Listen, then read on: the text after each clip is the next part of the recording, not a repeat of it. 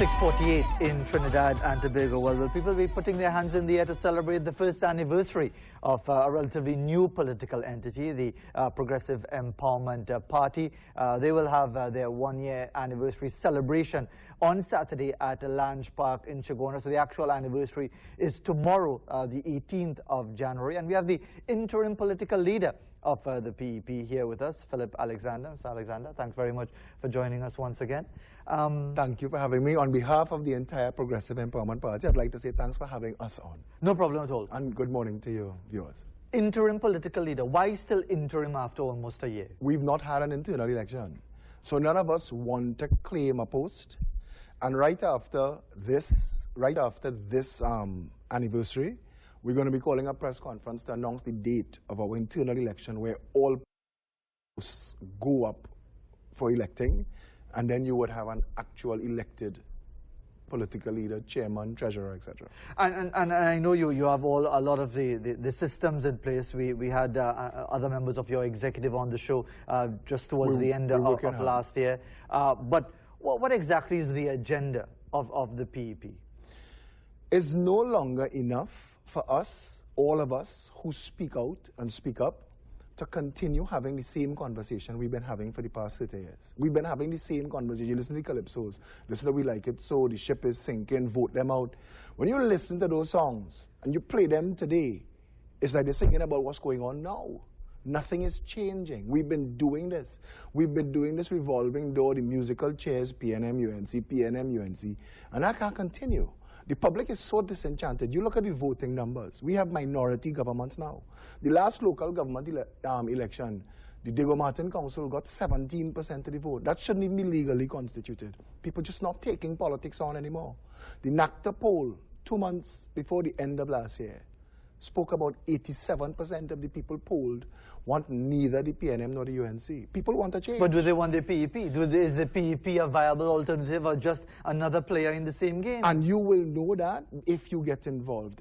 There are issues in Trinidad and Tobago about politics that makes it a challenge. In the first year of its existence, the Progressive Empowerment Party has had 13 national public meetings. We've been to Mamoral, Point Fortin, Tunapuna, Santa Cruz, Chaguanas, Diego Martin. The media has covered none. The media has covered none. As far as the media is concerned, we don't exist. And that's unfair, because we've had thousands of people come out and we're raising critical issues and viable solutions, programs, plans, and policies. We are literally... How many registered members do you have? We crossed 50,000. You have, okay, I just want to, you say you have more than 50,000 registered members. What are you considering registered members? Because people who fill out a form and say, I am a card-carrying member of the PEP. You know social media now. You could be in China and be a Trinidadian and be a member of the Progressive Empowerment. Phillip Alexander. That is as much membership as taking a picture of somebody in a yellow jersey this morning and a red jersey the next morning, and they're holding cards for everything. It's $5 and $10. I just ask you a simple question, Phillip Alexander. But I'm saying to you, how many registered members, fill out a form and say, I am a card-carrying financial member of the Progressive Empowerment Party? That information you could get from the chairman of the party. So you don't know? 3474 PP. I wouldn't know that. I don't have that part of the thing. Interim political leader. You don't know? My job is not to sign up the members. Okay. But we have every Saturday, and you can come. Consider this an invitation. Every Saturday at 19 Stanmore Avenue at noon, we have public meetings where people come and sign up, and we've been signing up every single week. And it's always overflowing, and it's always oversubscribed and overcrowded. So you can come and see for yourself. Are you being misled by your popularity on social media? I think it's the other way around. I think that I am trying to use whatever pulpit I have to say, you know what, there is an option. When I tell you, the party, we founded, it's been founded 1 year ago, and we are willing to put every post up for election, including political leader. It's not anybody trying to get an office or trying to get a position. If we do not give Trinidad and Tobago real alternatives to the PNM and the UNC, we're going nowhere. We're going nowhere. Gary Aboud will come back here with you for the next thing they pillage and they plunder. It is obscene. And just to talk about that, that the same EMA that gave the certification of clearance to cut that on their website, go and see, on their website, claims that it is protected since 1937. Is this bipolar politics? What is going on? No, this is Trinidad and Tobago what politics. Is going on? Trinidadians need to wake up, because let me tell you something. I just said in the waiting room here, we could wake up this morning and find out bulldozers are cutting 4 roads through the Queen's Park Savannah, and some of us will make noise. And 2 weeks down the road after it finished paved, we'll be using it as a shortcut. We do not seem to respect heritage. We do not seem to respect, and I think it is because too many of our people are living desperate, hustling lives. Our traffic is horrible. People can't afford to live. You can't afford to pay your bills. You can't get US in the bank. But that is not the issue right now. Right now, the issue is whether Marshall was right to talk about the whining, but he could Tifa wine and whining protocols. Those things are paramount in the nation's interest. I don't really think the nation set that agenda. I think other people are trying to say, let's distract them, with jail them for whining, so they don't see that Petrotrin getting stolen, or that the Aripo Savannah getting raped. Let's distract them with Marshall. And if you take a wine, you can make a jail. Nobody cares about that. That is not an... A lot of people, the Express editorialized on it today. But that doesn't mean that anybody else cares. I have seen stories in the media that nobody else is following. Somebody, and you may know this, somebody's agenda sets what the media puts out there, and the media should become cognizant now that there are times they're leaving their audience behind. What the people want to hear discussed in this country is how we're fixing this.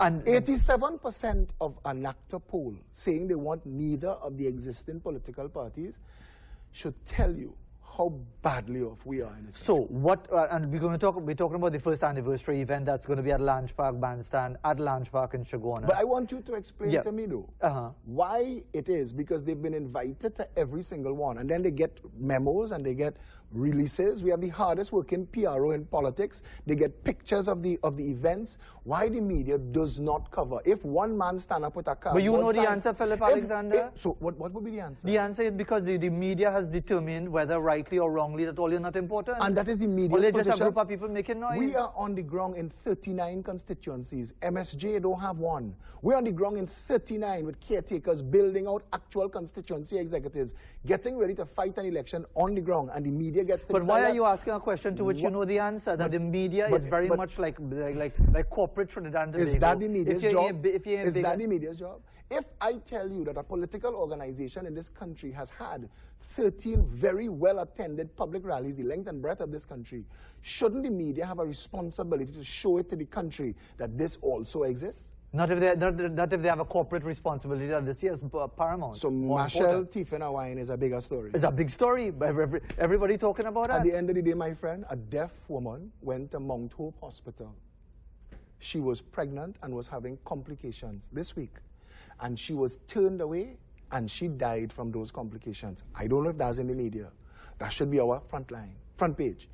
We've had a Minister of National Security draw a line. He said he draw a line. This little boy that get burned in the car, he draw a line. But like he draw the line with chalk, because it's 33 murders in 15 days. We're on target for 803 murders this year. A lot of people who going to play carnival this year ain't sure to see Ash Wednesday. That's the truth. Plenty of people who said Happy New Year to friends and family, dead or missing now. Trinidad is in a critically bad situation. Our police service is questionable at best. Run some numbers about trusting. And that's unfair to the hard-working, decent, law-abiding members of the same Trinidad and Tobago Police Service. Why hasn't any government taken it upon itself to clean up the police service? That's a step one. That's a basic step. In New York City... Isn't that easier said than done because of the bureaucracy that's tied in? But I tell you now, in New York City, their murder rate is the lowest it's been in 50 years, yes. 291, and it's trending down. Do you know that police officers in New York City afraid one thing, internal affairs? They're afraid bandit and criminal on the street. They're afraid internal affairs because it is a properly run organization. They have 65,000 police officers. We have 5. They have 291 murders. We close at 491. Not one single government that has been in office yet could tell you that we've investigated, we've found all of the rogue, corrupt elements within the police service. We've put them out of the service and we're prosecuting. What is taking? But is it for the politicians to interfere with directly? Isn't that for the various agencies, whether it's the... Whose job? We're playing a game. The politicians appoint the commissioner takes care of certain levels, the police complaints authority, the police service commission, all of these things that set up to fail. Why we can't fix it? The same parliament, 41 of them went in the parliament to vote themselves Section 34, went back in the parliament and within 24 hours voted it out. If they wanted to vote functional law for this country, they would do it today. But they need the people distracted. They need the people fighting over foolishness. Because if they... So the people are essentially stupid then? The people get what they deserve? The people have not had real choice for so long. This country is so twisted and broken. Who said they've had choice? They had the NAR, they kicked them out. They had the ONR, they didn't give them a seat. They had the COP, not a damn seat for them either. The NAR was fractured by an attempted coup that nobody has ever explained properly to this nation how all of that happened. But the Pandian company left the NAR long before the coup. 4 years before the coup. And you know what? Wake me up when it's over. I ain't going down those roads. How you could have a parliament where Pandey and Manning, who never miss a sitting before, miss that. I ain't staying on this, you know. But I'm saying the NAR was fractured by that attempted coup. No one was ever brought to justice. People died. People died. Our city burned to the ground. Nobody was ever brought to justice. You live in a country where unseen hands determine what passes for governance. And we have to confront and resolve that. We can't continue to play you and I score points on each other, or we bad talk and bacchanal people. We need to face. Speaking of bad talk and bacchanal, we'll get back to that. We have to pause for the news, but we'll have a few minutes left with you, Phillip Alexander, when we come back. You talk about bad talk and bacchanal. Have you been doing that a plenty with the Prime Minister? If you bring that up as a point here, you be ready to defend your position on it too, because I could defend mine, and I could defend that. No problem. We're coming back. We have the news coming up, and then we'll continue with a few minutes left with Phillip Alexander, interim leader of the PEP. We'll be back after the news. 2 minutes after 7 o'clock in Trinidad and Tobago as we continue in the second hour of Morning Edition. A few minutes left with interim political leader of the Progressive Empowerment Party, Phillip Edward Alexander. They're having their first anniversary tomorrow, but the celebration will actually be at the Lounge Park Bandstand from 3 p.m. on Saturday. You can find them at www.peptt.com. They're on Facebook, and in fact, they are so active on social media that people right now sending all sorts of messages to our producer via social media saying, this man is a liar, this man is being factually inaccurate, he's saying all sorts of inaccuracies, but we don't have time to deal with all of these issues. No, but you can't just say that though, because if somebody could say that, and that is the bacchanal politics in this country, it's easy for me to tell you that. Aren't you part of the bacchanal politics, Prime Minister jackass? If you have a Prime Minister that introduces into the conversation cat geometry and grooming, this is a man that disrespects himself, disrespects his office, disrespects the nation. Who in Trinidad and Tobago does not think Keith Rowley is a jackass? Let's be honest. Many people. Who? Many people. All the supporters of the PNM. So what, them is idiots? All of them is jackass too? I couldn't. You're saying all PNM people is jackass? I would never say that, and I would tell you this. I am sure that a lot of the people that voted that jackass into office regretting it today.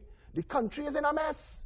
The entire world grew 3.5%. The entire global economy. Do you have something personal with Keith Rowley? Not at all. because you lost in Diego Martin? No, I went up as an independent to learn the system. I know the system now. Tell your people with the functional inaccuracies. Check this. The entire globe, 3.5% financial growth, economic growth in 2017. Trinidad and Tobago in our 8th quarter of recession. We don't know yet how to diversify the economy. Cruise ship tourism could put 1 million feet on the ground in this country if we wanted it. This is the only Caribbean island outside the hurricane belt. If we wanted, just storing marine craft and yachts in this country would make us billions of dollars. Shipping turnaround for where we located again could earn us billions of dollars. We ain't start to talk real tourism or agriculture yet. We haven't spoken about a government actively getting involved in bringing direct development into this country outside of the energy belt.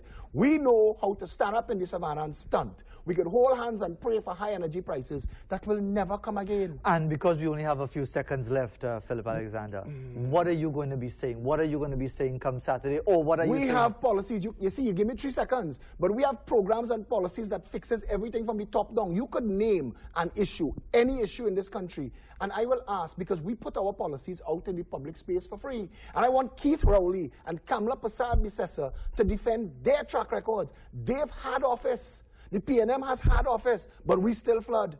We've spent enough money in Wassa to run pipe round the earth twice. We can't get pipe to people's house. We still can't figure out yet how to get water into this speck, this dot of an island. We can't get water to everybody's house. We don't understand that there are microprocessing plants. You could put 41, one in each constituency, each responsible for itself, so that at some point everybody could have the same water. Fitzgerald Hines came on this station and said he was impressed in England that every time he turned on the tap there was water, and he was the Minister of Public Utilities. Nothing in Trinidad and Tobago works. Nothing. The justice system is broken, law enforcement is broken, the public sector is a mess, our roads are crap, our cities smell of urine. Nothing works. And until we, the people of Trinidad and Tobago, stand up and face that we have to live in this crap and continue to live here unless we fix it, we will continue to live in this. Phillip Alexander, thank you very much for joining us this morning. The Progressive Empowerment Party, they'll be having their first anniversary celebration,